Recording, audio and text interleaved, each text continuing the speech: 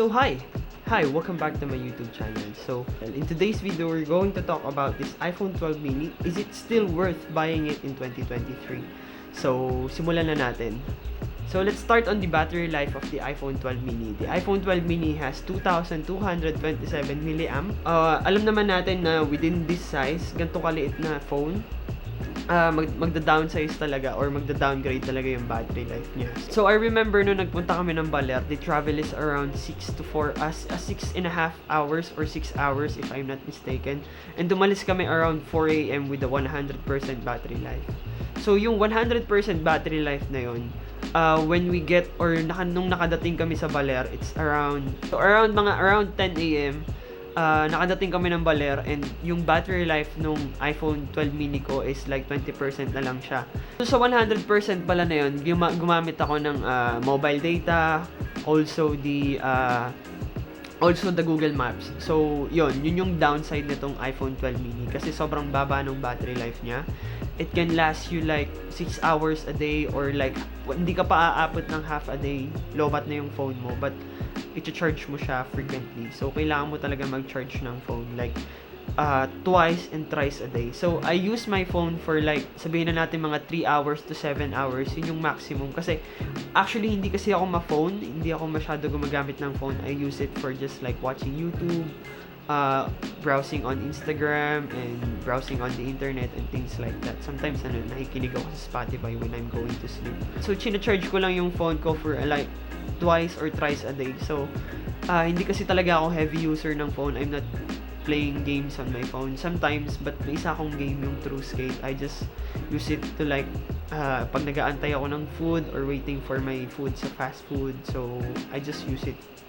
Pampatay lang ng oras, kumbaga. Talk about the iPhone 12 mini performance. The iPhone 12 mini, just for a reference, it has the A14 Bionic chip, same as the iPhone 12 lineup. So the iPhone 12, the iPhone Pro Max, and the Pro. So it has the same chipset. If you're into games, it has no problem. Most especially if you're playing Genshin Impact, Mobile Legends, or Call of Duty and PUBG. So for sure, wala kang lag dito. Just for reference, this iPhone 12 mini it has a 64 gig internal storage and has a 4 gigs RAM. So lahat ng gagawin mo dito, maglalaro ka man or magbabrowse ka naman sa internet. So yun yung maganda dito sa iPhone 12 mini. So let's go to the display. Yung display nito, it has the 5.4 Super Retina XDR OLED display. So YouTube, Netflix, browsing on the internet has no problem at all. So why I choose the iPhone 12 mini rather than the iPhone 13 mini? So number one is budget, kasi medyo mahal pa yung iPhone 13 mini as of now. If I'm not mistaken, nasa 28,000 pa yata siya or 32,000, around like that. So medyo mahal pa siya, it's out of my budget. Kasi itong iPhone 12 mini ko, nabili ko lang siya last February for around 18,000 pesos. If you're going to find or going to look for iPhone 12 mini, it's ranging for, do sa marketplace, it's ranging for around 18,000 or 19,000 up to 22,000. It depends from the internal storage. So, yun lang. Keep in mind lang if you're going to look for iPhone mini. So, the size of the iPhone 12 mini is super pocketable. Kasyang-kasya talaga siya sa pantalon ko, sa jeans ko. Tapos, mahilig kasi ako maglagay ng phone sa back pocket. So, wala rin akong problema. Putting my phone on my pocket is not a problem at all. So, kasyang-kasya siya, tagun-tago. Hindi siya halatang may phone ka sa bulsa. So, I compared the size of the iPhone 12 mini to my 60% keyboard. Also, my external hard drive. And my everyday tumbler. Also my perfume. And my 13-year-old iPhone 4. So as you can see naman dito sa difference to, hindi siya ganun kalaki.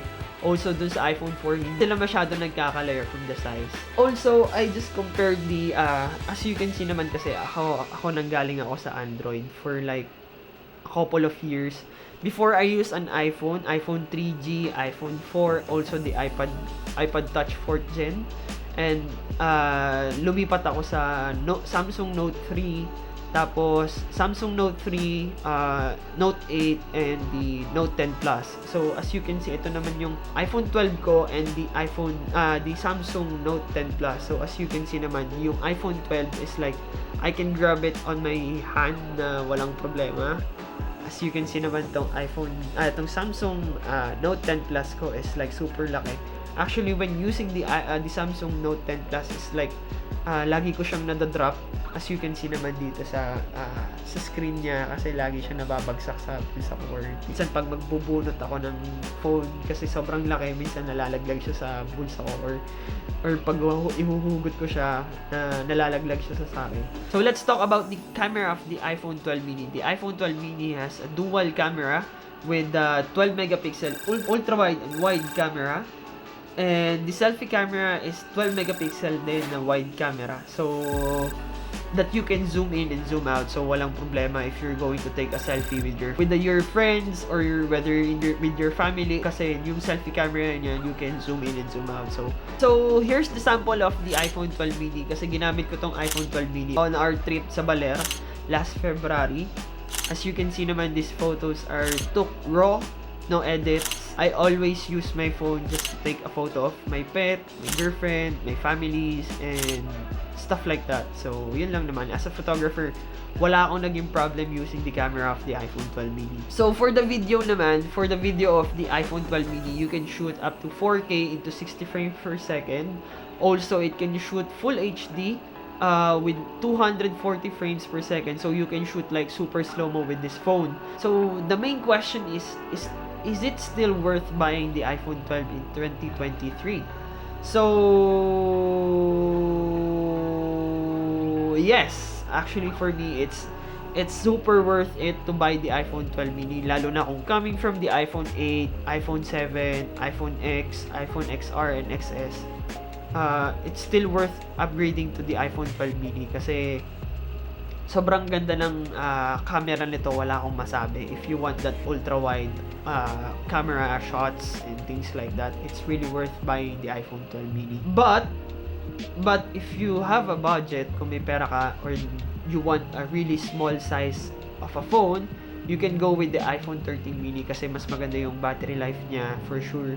Maglalash yan for half a day, or mag-charge ka lang twice a day, so it's really worth it. But if you're coming from the iPhone 11 lineup, I think it's not really worth it. You can wait for the iPhone 15 or you can upgrade to iPhone 14 if may budget ka. So yeah, that's it. I hope you like this video, you shared with your friends, and let me know in the comment down below if you have the iPhone 12 mini or you're planning to buy one in 2023. Let me know in the comment down below, and just make sure to subscribe and yeah, hit the notification bell button dun sa baba so you will get notified when I upload videos every Friday. So yeah, I hope to see you guys next week. Peace out.